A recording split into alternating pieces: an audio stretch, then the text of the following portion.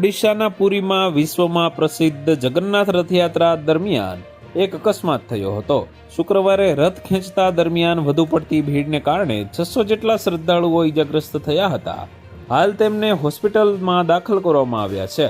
આ દુર્ઘટનામાં ઓછામાં ઓછા 8 શ્રદ્ધાળુઓની સ્થિતિ બગડતા તેમને જિલ્લા મુખ્યાલયની હોસ્પિટલમાં લઈ જવામાં આવ્યા હતા।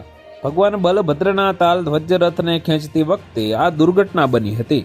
આ રથ 3 પરંપરાગત અને ભવ્ય રથોમાંથી એક છે, જે સદીઓ જૂની પરંપરા અનુસાર દર વર્ષે ખેંચવામાં આવે છે। પુરીની આ પ્રખ્યાત રથયાત્રા ભગવાન જગન્નાથ, તેમના ભાઈ બલભદ્ર અને બહેન દેવી સુભદ્રાની યાત્રાનું પ્રતીક છે। આ દરમિયાન ત્રણેય દેવતાઓને રથમાં બેસાડીને જગન્નાથ મંદિરથી લગભગ 2.5 કિમી દૂર સ્થિત ગુડીચા મંદિર લઈ જવામાં આવે છે। હાલ વહીવટ તંત્ર અને સ્વયંસેવક ટીમો ઈજાગ્રસ્તોને મદદ કરી રહ્યા છે।